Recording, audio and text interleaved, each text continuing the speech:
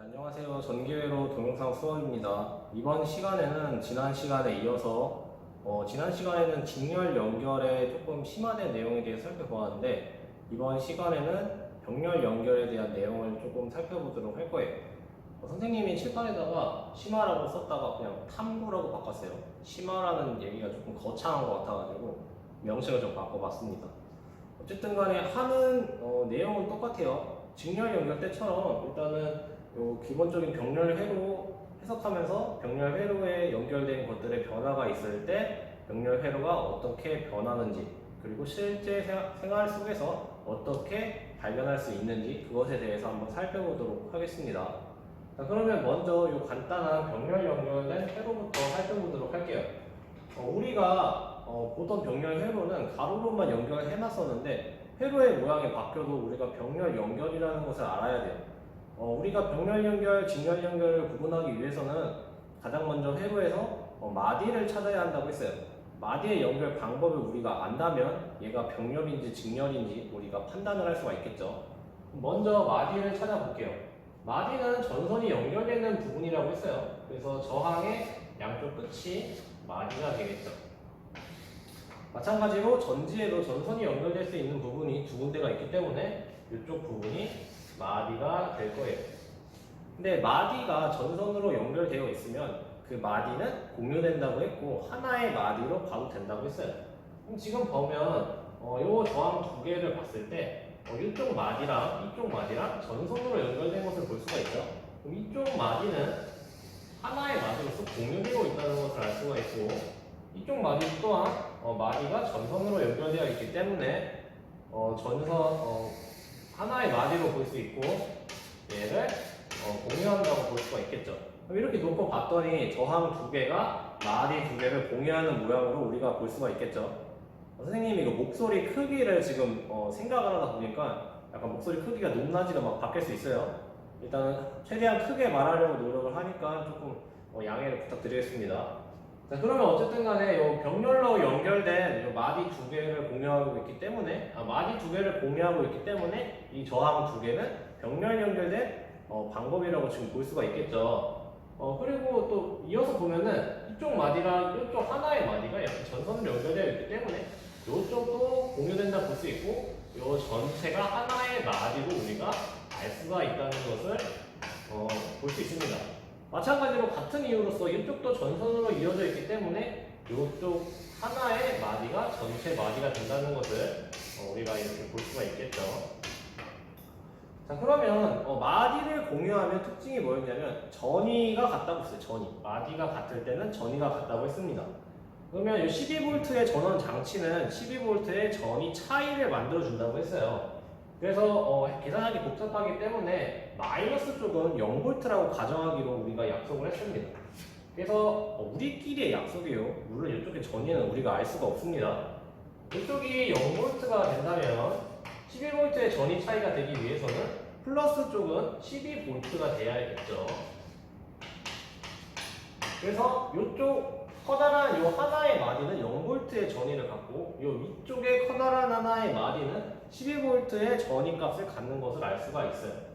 자, 그러면 우리가 이것을 가지고 우리가 뭘 할 수가 있냐면 지금 저항에다 선생님이 번호를 매겨놨어요.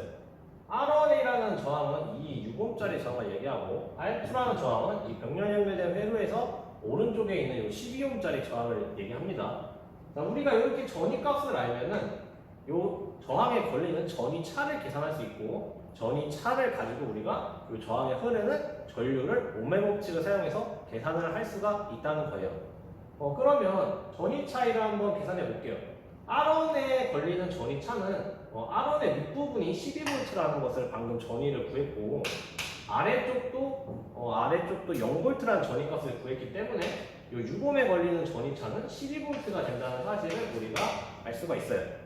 마찬가지로 12옴짜리에도 이쪽이 12V가 걸리고 아래쪽이 0V가 걸리니까 이 12옴짜리 저항에는 12V의 전위 차이가 걸린다는 것을 알 수가 있습니다. 그러면 우리가 지금 전위 차이도 알았고 저항값도 알고 있기 때문에 이 저항에 흐르는 전류를 오메 법칙을 사용해서 계산을 할 수가 있겠죠. 그러면 이쪽에 흐르는 R1에 흐르는 전류를 I1이라고 하고 R2 I2에 흐르는 전류를 I2라고 한번 가정을 해볼게요. 그러면 I1은 오메 법칙에 의해서 I는 R분의 V니까 R1이 6옴이고 전이차 V가 12V이기 때문에 I1의 값은 1A가 나누기를 잘못했네요. 12A라는 것을 알 수가 있죠. 2A. 같은 방법으로 I2도 계산을 하면 I2는 12옴분의 12V니까 1A의 전류가 흐른다는 사실을 알 수가 있어요. 그러면 이거 왜 했냐면 이제 변화를 한번 알아볼 거예요. 6옴짜리 저항은 그대로 냅두고, 그러니까 R1의 저항은 그대로 냅두고 R2의 저항값만 한번 바꿔서 회로에 어떤 변화가 나타나는지 한번 살펴보도록 하겠습니다. 그러면 이 R2짜리 저항을 떼고 12옴짜리 저항을 떼고 우리가 여기다가 6옴짜리 저항으로 바꾸겠다고 한번 생각을 해볼게요. 6옴짜리. 그러면 I2 값은 왜 옴이 아니라 옴이죠? 볼트가 아니라 옴. 그러면 6분의 전이차가 10이니까 I2 다시라고 할게요. 새로운 I2니까 2A가 된다는 사실을 알 수가 있어요. 맞죠? 그러면 요거 바꿨다고 해서 이쪽 R1에 흐르는 전류값 바뀌나요? 당연히 바뀌지 않겠죠? 전이차가 같기 때문에 저항값이 같으면 흐르는 전류는 일정합니다. 이거 기말고사 문제에 나왔었어요. 그러면 또 한번 바꿔봅시다. 6옴짜리에서 3옴짜리로 한번 바꿔봅시다. 이거를 6옴이 아니라 3옴짜리로 바꿔봅시다. 그러면 I2 다시라고 할게요. I2 다시는 3옴분의 12V니까 4A가 된다는 사실을 우리가 알 수가 있죠.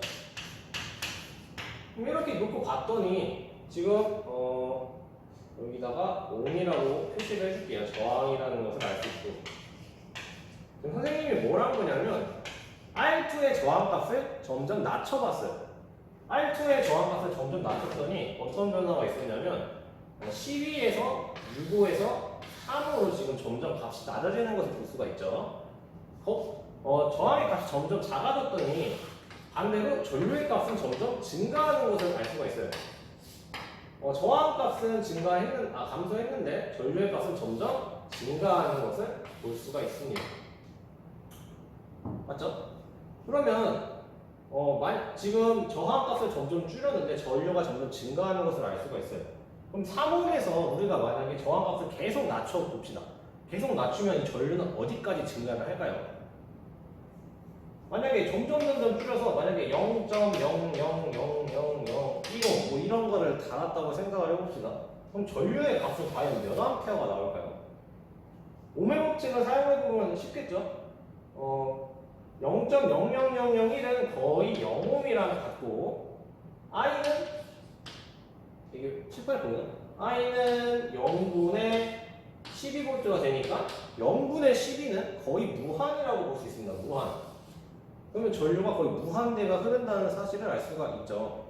근데 선생님이 수학 시간에 얘기를 했어요. 전류가 많이 흐를수록 열이 많이 발생한다고 했습니다.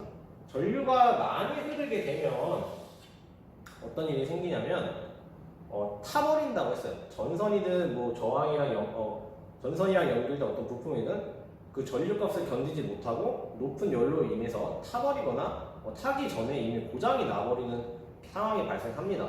따라서 이렇게 저항값이 낮아져서 전류값이 무한대 많이 흐르게 되면 회로에 안 좋은 영향이 흐를 수 있다는 거죠. 그러면 우리가 한번 0옴짜리를 이 회로에 연결했을 때 어떤 상황이 나타나는지 한번 살펴보도록 할게요. 이쪽을 한번 지워보도록 할게요. 이렇게.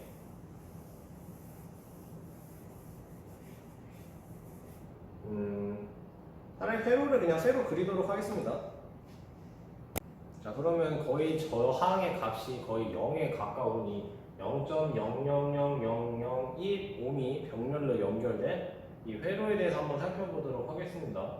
저항값이 거의 작다는 것은 거의 0에 가깝다는 것은 우리가 여기 저항을 연결하는 것이 아니라 실제 그냥 전선을 바로 그냥 이렇게 연결해 놓는 거라고 봐도 돼요. 근데 하지만 전선도 실제로 이렇게 저항 값이 낮게 나오진 않습니다. 이 값은 진짜 거의 0 값에 가까운 그러한 저항이에요.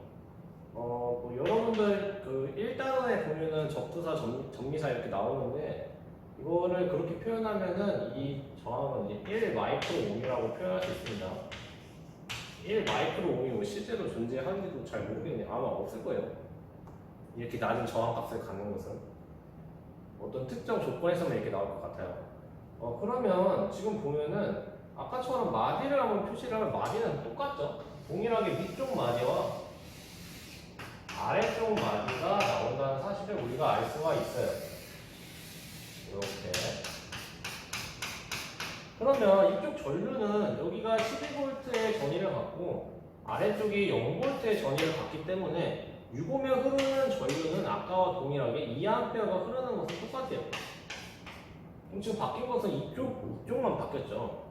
이쪽만 바뀌었는데 저와 전류 값을 구하면 I는 9이니까 1 마이크로 옴분에 12V가 돼서 12메가암페어가 흐른다는 사실을 알 수가 있어요. 근데 여러분 이 값 굉장히 높은 값이에요. 뭐 이런 전류가 실제로 존재하는지도 잘 모르겠습니다. 사람이 전류가 약 한 0.1암페어만 흘러도 거의 사망에 이른다고 합니다. 그럼 이거는 엄청나게 높은 전류죠. 0.1암페어의 지금 몇 배예요? 10의 7승 되죠, 보니.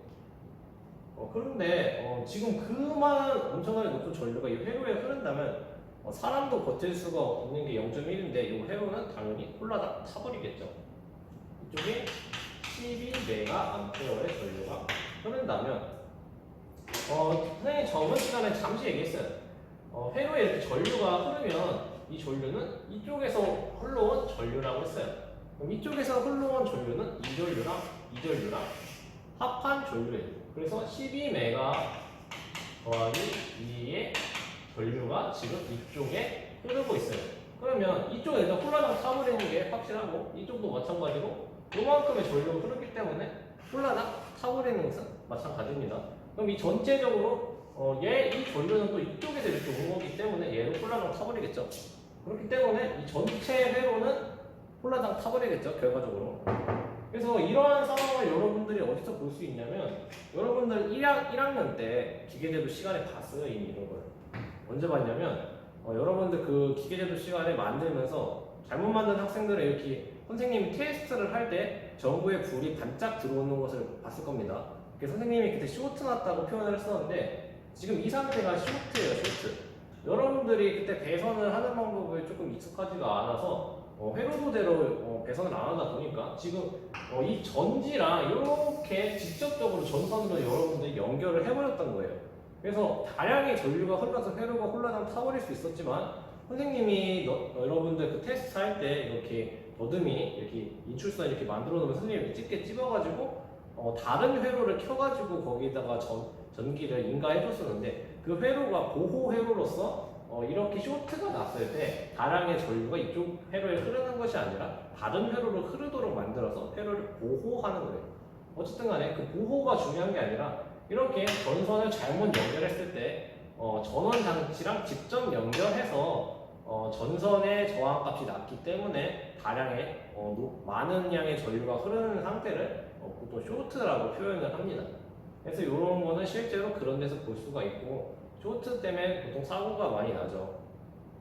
그래서 이런 거 유의해서 배선할 때 신경을 써서 배선을 해야 하고 이런 다량의 전류가 흐르는 이 쇼트가 생각보다 자주 나타날 수가 있기 때문에 뭐 배선을 할 때 실수로도 나타날 수 있고 다른 경우에도 나타날 수가 있어요. 어떤 제품이 어떤 뭐 물리적이거나 어떤 뭐 화학적으로든 그 쇼트라는 현상이 나타날 수가 있어요. 화학적으로든 물리적으로든 뭐 전선이 이렇게 우리가 원하지 않았지만 이렇게 마주친다면 그것도 쇼트가 되겠죠. 우리가 원하지 않았지만 어떤 화학적으로나 물리적으로나 어떤 현상이 이렇게 연결이 된다면 쇼트가 발생하고 그 회로는 다량의 전류가 흐르면서 타버릴 수가 있기 때문에 그러한 쇼트가 났을 때 보호하기 위한 다양한 보호 장치들을 연결을 해 주어야 한다는 것을 설명하기 위해서 이렇게 얘기를 했어요. 그래서 병렬 연결은 이러한 특징이 있다는 것을 지금 탐구하면서 단순히 그 병렬 연결 문제를 푸는 것이 아니라 실제 현상을 어떤 현상이 나타나는지 알아보았습니다. 다음 시간에는 맞다, 이거 얘기해줘야지. 이거 전류 이렇게 더하는 거 지금 몰라도 됩니다. 이거 키로이오프 법칙이라고 해가지고 다음 시간에 우리가 할 거예요. 그래서 이거 하기 전에 지금 선생님이 고민을 하고 있어요. 키로이오프 법칙을 나갈 것인지 아니면은 뭐 직병렬 회로를 탐구할 것인지. 직렬 연결, 병렬 연결 했으니까 직병렬도 한번 탐구해봐야 되잖아요. 그래서 그걸 할 건지 지금 고민하고 있는데 한번 생각을 해가지고 다음 시간에 새롭게 진도를 나가도록 하겠습니다. 그럼 수업 여기까지 할게요.